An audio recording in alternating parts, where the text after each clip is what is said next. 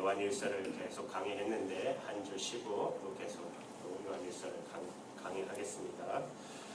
우리가 믿는다는 것, 어떤 사람이 진짜 그리스도인인지 아닌지를 검증할 수 있는 방법은 정말 힘들고 어려운 일이 생겼을 때 그가 어떻게 반응하는 것을 보는 것입니다. 오늘 예배 때 우리가 신앙 고백을 했죠. 내 신앙 고백이 진짜 내 신앙 고백인가 하는 것을 위기를 만나봐야 알 수가 있는 것입니다. 죽을 수도 있을 것 같은 두려운 일을 겪어봐야 비로소 알 수 있는 것입니다. 하나님을 정말 믿는다는 것은 어떤 일도 나는 더 이상 나를 두렵게 하지 않는다는 것을 말하는 것이에요. 나름대로 신앙생활을 잘해왔다고 자부하던 많은 그리스도인들이 인생의 위기 앞에서 속절없이 무너지는 것을 많이 보게 됩니다. 마음의 평안이 다 사라지고 너무너무 두렵고 정말 강물에 빠진 사람이 지푸라기도 잡는 심정으로 허둥대는 자기를 보면서 하나님을 믿는 내가 왜 이런가, 이것이 믿음인가 하는 자기 믿음에 대한 철저한 좌절을 경험하는 이들이 있습니다. 여러분, 오늘 말씀을 통해서 우리 자신이 정말 믿음을 가지고 있는 사람인가를 한번 돌아봐야 합니다. 어려울 때 친구가 진짜 친구라는 우리가 곧잘 그런 말을 하지 않습니까? 진짜 우리가 어려웠을 때 남아있는 친구가 진짜 친구라는 말을 합니다. 신앙이야말로 정말 그래요. 어려울 때 믿음이 그것이 진짜 믿음인 것입니다. 말할 수 없는 두려움이 닥치고 모든 길이 막히고 누구의 도움을 받을 수 없은 그럴 때, 그러나 여전히 평안하고 오히려 감사가 터져 나오고, 그러면 그는 믿는 사람입니다. 오늘 본문에 다 죽여버리겠다고 위협을 받았을 때 너희들을 다 예수 이름을 말하고 전하면은 너희들을 다 죽이겠다는 그 위협 속에서도 사도들은 그런 믿음을 가지고 있었고 그들은 여전히 하나님께 기도했고 그들의 기도에 하늘의 권능이 임하였습니다. 기도하던 곳이 진동하였다고 말하고 있어요. 31절에 보면 빌기를 다음에 모인 곳이 진동하더니 우리가 다 성령이 충만하여 담대히 하나님의 말씀을 전하니라. 우리가 예수를 믿으면 이렇게 믿어야 하는 거구나 하는 말씀을 오늘 읽은 것입니다. 사도들은 더욱 성령이 충만해졌어요. 다시 강력한 성령의 임하심이 나타난 것입니다. 이 사건을 제2의 성령 강림이라고도 말하고 있어요. 사도들이 도대체 어떻게 기도했기에 그런 일이 일어났습니까? 그들은 환난 중에도 말할 수 없는 핍박 중에서도 여전히 하나님을 천하 만물을 창조하시고 다스리시는 이심을 고백하고 찬양하였습니다. 여러분, 정말 예수님으로 사는 믿음을 가진 사람의 삶이 아니면 도저히 불가능한 일이잖아요. 자기들을 죽이겠다는 위협 앞에서도 여전히 하나님을 찬양하고 하나님은 천지를 주재하시는 분이라고 그렇게 고백할 수 있는 믿음, 이 믿음이 누구에게나 있는 믿음이 아니지 않습니까? 이미 예수님과 함께 나 자신이 십자가에 완전히 처리되고 이제는 예수님으로 정말 사는 데 대해서 분명한 성도만이 그의 처지와 형편이 어떠하든지 하나님을 천하 만물을 다스리시는 하나님이시고 하나님 그 이름을 영광을 받으옵시라고 이런 고백이 나오는 것이지 않습니까? 사도들이 믿는 하나님은 그냥 막연히 철학자들이 믿는 믿음이 아니었습니다. 그들은 하나님을 막연히 개념을 가지고 하나님께 기도하지도 않았습니다. 그들은 하나님이 정말 살아 계시며 자기들과 함께 하심을 알았어요. 사도들이 이처럼 하나님에 대하여 확신을 가질 수 있던 것은 그들이 성령이 충만하였기 때문입니다. 어떤 분들은 기독교의 목적이 제3의 확신을 주는 데 있다고 말해요. 아주 틀린 말은 아닙니다. 그것은 우리가 믿을 때 한 단계에 불과해요. 기독교 신앙의 궁극적인 목적은 우리와 하나님의 친밀한 사귐입니다. 요한일서에 계속 제가 말씀드렸죠. 하나님을 정말 우리가 궁극적인 우리의 목적은, 믿음의 목적은 우리와 하나님의 친밀한 사귐입니다. 친밀한 교제입니다. 이것이 기도 생활의 핵심입니다. 하나님의 구체적인 인도를 받는 것입니다. 이것이 기도의 진정한 의미인 것입니다. 살아계신 하나님과 친밀히 교제하는 것이 기도인 것이에요.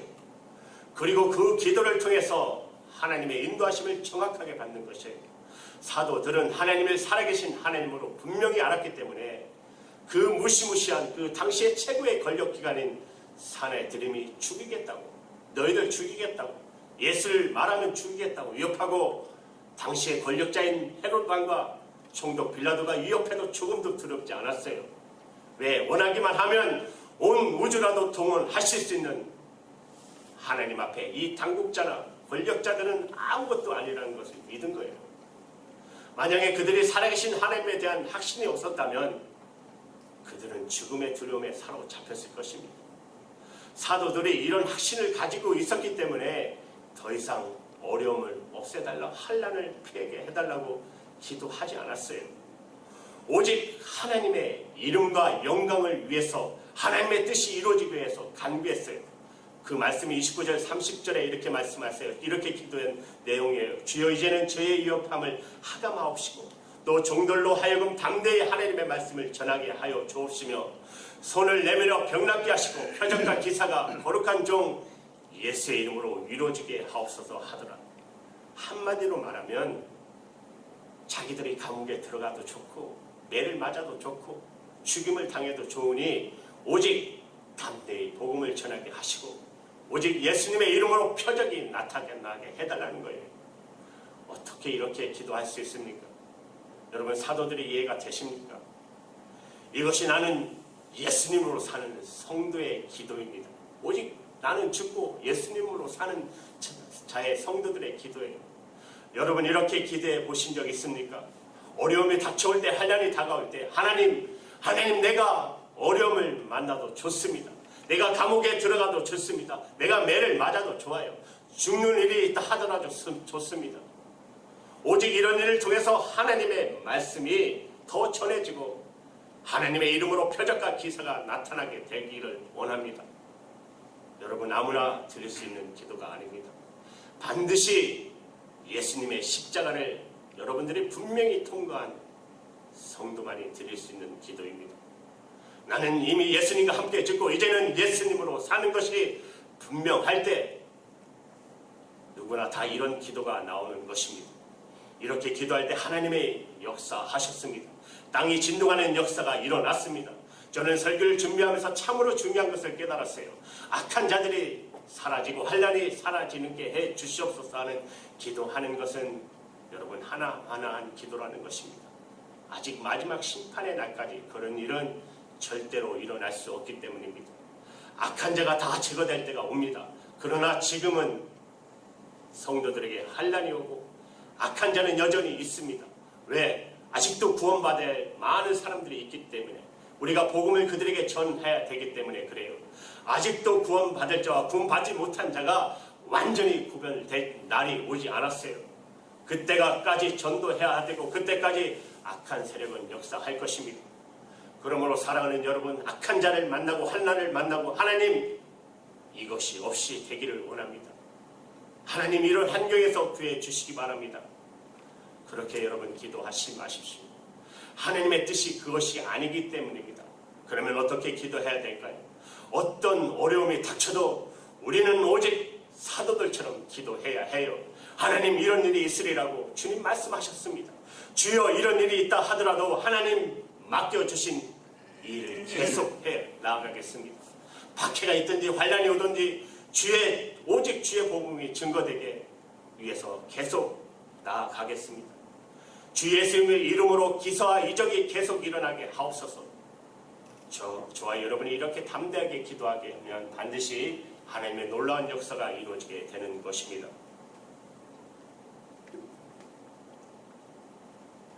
기도는 우리의 소원을 하나님께 아래서 그것을 허락받는 방법이 아니에요.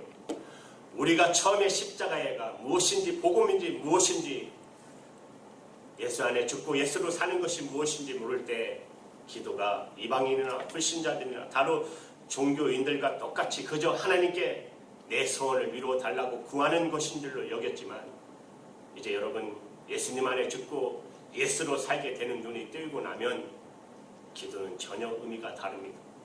기도는 성령님께서 우리가 하나님의 역사에 참여할 수 있게 해주시려고 하나님의 뜻을 구하도록 우리를 초청하는 것이에요. 하나님은 이미 하실 일을 이미 다 계획해 놓으시고 우리로 하여금 기도로 동참시키시고 그 일에 참여시키는 것이에요. 성령께서 우리를 하나님 일에 동참시키려고 기도를 시키는 것이에요.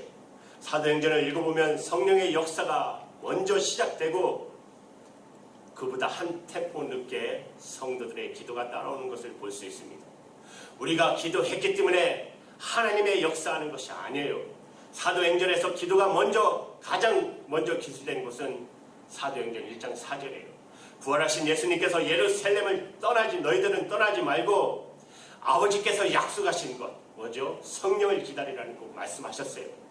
제자들은 그 약속을 붙잡고 마가 다락방에 모여 기도하며 기다린 것입니다.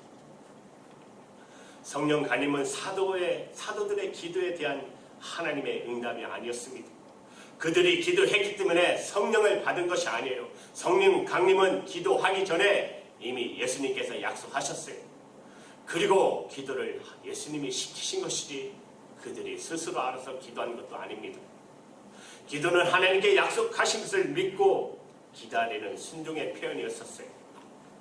여러분, 오순절 강림 사건 이후 교회는 담대하게 복음을 전하였고 예수님의 이름으로 병든 자가 고침을 받고 많은 기사와 표적이 나타났습니다. 사도들은 이것이 하나님의 뜻임을 알았어요. 이것이 하나님의 하시려는 일이구나. 그래서 그 사도들은 언제 어디서나 하나님이 역사가 계속되게 해달라고 기도했던 것입니다.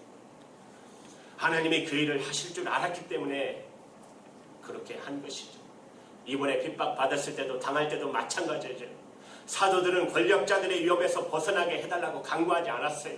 그 위협에서도 불구하고 담대히 오직 하나님의 말씀을 전하게 해달라고, 예수 그리스도의 이름으로 치유와 표적과 기사가 나타나게 해달라고만 기도했어요. 그렇습니다. 우리가 이처럼 하나님의 뜻이 이루어지게 해달라고 기도할 때 하늘의 권능이 임하여 땅이 흔들리는 역사가 나타나는 것입니다. 사랑하는 여러분, 우리가 하나님이 기뻐하시는 뜻대로 기도하게 된다면 반드시 우리의 기도에도 하나님은 역사하시고 땅이 진동하고 말할 수 없는 그런 놀라운 일들이 일어나게 되어 있습니다. 1806년 미국 월리엄 대학 교정의 한 숲속에서 사무엘 J. 밀슨을 비롯한 6명의 대학생들이 불신앙이 가득 찬 그 캠퍼스에서 그 학생들과 구별하여 날마다 학교 뒤 나무 숲에 가서 매일 기도했어요. 비가 오던 눈이 오던 매일 그걸 맞아 가면서도 땅끝까지 세계의 선교의 문을 열어달라고 간절히 기도했어요. 그것이 불씨가 되어 19세기, 20세기에 걸쳐 미국 대학의 중심으로 영적인 대각성이 일어났고 세계 선교의 찬란한 역사가 그렇게 시작된 것입니다. 그리고 그때 그 대학생들이 세계 선교를 나가겠다고 헌신했어요. 그래서 한국 땅에도 그렇게 기도하셨던 6명 중에 2분인 원도우드 아펜젤러 선교가 오고 선교사님께서 오게 된 것입니다. 비록 소수의 인원이 연약 가운데 누구도 알지 못하는 것에서 기도하는 것 같아도 하나님이 하시려는 일을 붙잡고 기도를 하게 되면 땅을 뒤흔들어 놓는 역사가 일어나는 것입니다. 사랑하는 여러분, 기도는 하나님께 우리가 무엇을 조르는 것이 아닙니다. 하나님이 하시려고 하는 엄청나고 놀라운 일들을 성령께서 우리 마음에 기도의 제목으로 부어주셔서 하나님의 뜻이 이루어지게 해달라고 하나님께 올려드리는 것이 기도입니다. 그러므로 저와 여러분이 기도할 때 언제나 하나님의 뜻을 구하는 기도가 필요합니다. 하나님의 뜻을 알지 못하면 그렇다면 그 기도 아무런 의미가 없을 수도 있어요. 하나님의 뜻을 알고 난 다음에야 우리의 기도가 제대로 된 기도가 시작하는 것이에요. 기도의 핵심은 오직 하나님의 뜻이 이루어지기를 구하는 것입니다. 그러므로 우리는 기도하면서 하나님의 뜻을 알게 해달라고 기도해야 해요. 하나님의 뜻을 알게 해달라고. 하나님의 뜻을 알아야 기도도 제대로 할 수 있기 때문에 그렇습니다. 성령 받았다고 누구나 하나님의 뜻을 아는 것은 아닙니다. 해석을 잘못할 때가 있습니다. 대표적인 게 사도행전 21장에 가보면 성령께서 바울이 예루살렘에 가서 체포당할 것을 기도하는 사람들에게 보여주십니다. 그래서 많은 사람들이 이 바울이 예루살렘에 가는 것을 만류해요. 하나님이 기도 중에 보여주셔서 사도 바울 당신 거기 가시면 체포당합니다. 그래서 가지 마십시오. 그리고 기도 중에 많은 것을 그 많은 사람 중에 그 어려움 당할 것을 보여줍니다. 한결같이 바울을 사랑하는 사람들이 가로막아요. 예루살렘에 가지 마십시오. 예루살렘에 가면 당신이 결박당하고 한란을 당할 것입니다. 성령님이 보여주신 건 분명하지만 하나님의 뜻을 해석을 잘못한 것입니다. 예루살렘에 가지 말라는 것이 아니라 예루살렘에 가면 이런 일을 겪고 바울 너는 로마로 그렇게 가게 될 거라고 이미 바울에게 사도 바울에게 보여주셨어요. 그리고 그것을 알고 가라는 것이에요. 이런 일을 겪고 그리고 로마로 가게 될 것을 하나님이 이미 사도 바울에게 보여주신 것입니다. 그리고 이것을 알고 가라는 것이죠. 성령님께서 보여주시고 깨닫게 하셔도 하나님의 뜻을 해석하는 것은 하나님이 우리에게 제대로 가르쳐 주셔야만 아는 것입니다. 예수님은 계속해서 기도하셨습니다. 이 땅에 오셔서 계속 기도하셨습니다. 유일하게 기도하지 않아도 될 분이 예수님이시잖아요. 하나님이시잖아요. 그런데도 이 땅에 오셔서 계속 예수님은 기도하셨습니다. 예수님께서 하나님의 아들이신데 왜 기도하셔야 됩니까? 예수님의 기도의 핵심은 누가복음 22장 42절에 보면 이런 기도를 하셨어요. 가라사대 아버지여 만일 아버지의 뜻이었던 이 잔을 내게서 옮기옵소서. 그러나 내 원대로 마옵시고 아버지의 원대로 아버지의 뜻대로 되기를 원하나이다 하신 기도입니다. 예수님은 육신을 가지셨기 때문에 육신의 수욕이 있으셨어요. 드시지 못하면 배가 고프고 잠을 자지 못하면 피곤하고 어려운 일을 당하면 우리와 똑같이 고통스러우셨어요. 그러므로 항상 기도를 통하여 하나님의 뜻을 재발견하고 확인하고 확정해 가신 것입니다. 예수님께서 왜 이 땅에 오셨는지를 하나님의 계획을 항상 확인하셨다는 것이에요. 하나님의 뜻과 하나님의 계획을 계속 분별하는 것이 바로 예수님의 기도였습니다. 여러분 우리도 마찬가지입니다. 우리도 기도 중에 하나님의 뜻을 구하면 성령님께서 반드시 하나님의 뜻을 깨닫게 해 주십니다.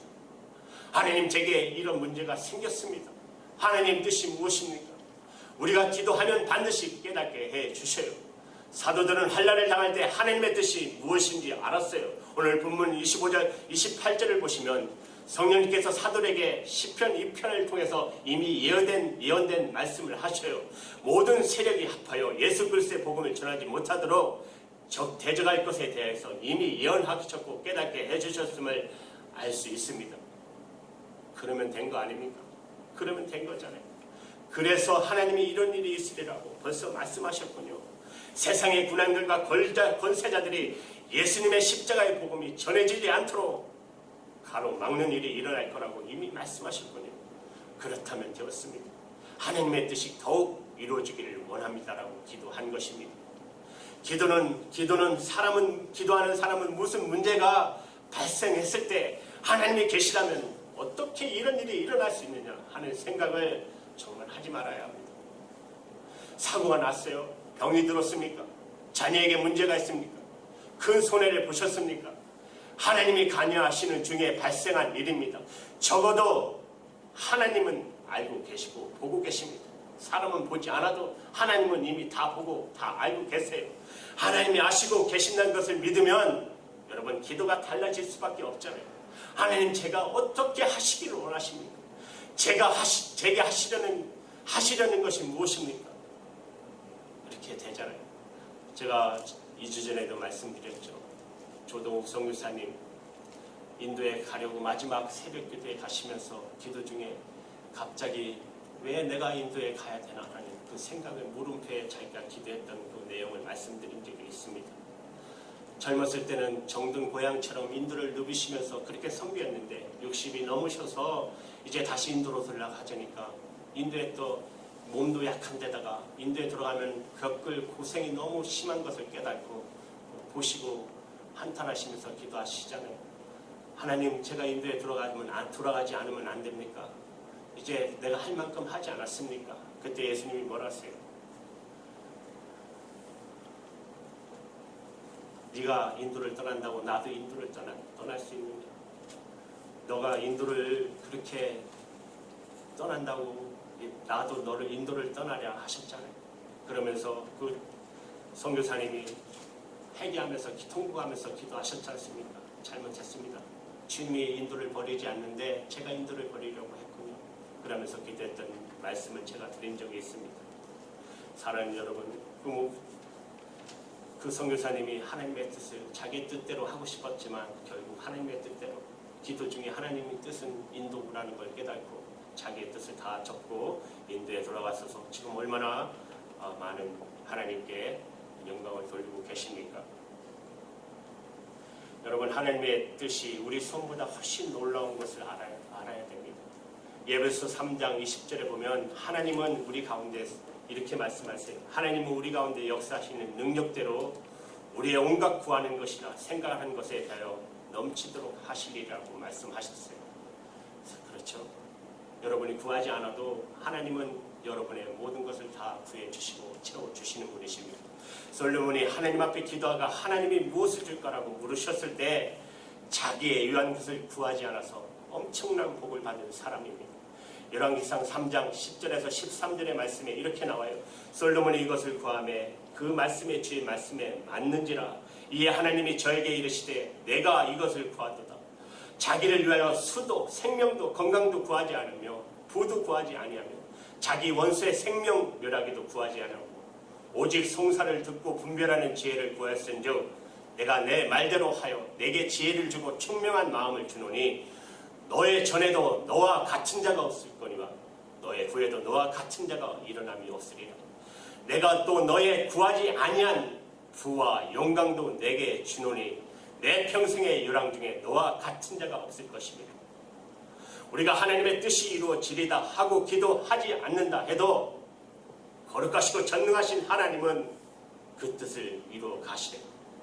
그러나 기도하지 않는 우리는 하나님의 역사의 구경꾼 밖에 될 수밖에 없습니다. 따라서 하나님의 뜻이 이루어지다 하는 우리의 기도는 사실 하나님을 위한 기도가 아니라 우리 자신을 위한 기도입니다. 우리 자신을 위한 세상의 간구입니다. 부족한 저에게도 하나님께 드리는 기도가 있습니다. 그것은 다윗의 기도입니다.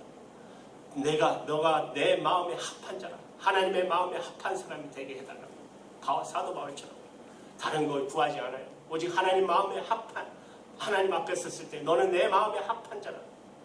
오직 그것만이 제 소원이 되었습니다. 그리고 그 기도가 나의 축복이 정말 되었습니다. 사랑하는 여러분, 지금 우리에게 다른 어떤 기도가 필요하겠습니까? 오직 주님의 뜻이 이루어지리라. 그것밖에 없어요. 그 속에 다 있어요. 놀라운 기적이 있습니다. 환난과 어려움이 우리 눈앞에 와도 우리의 기도는 오직 하나입니다.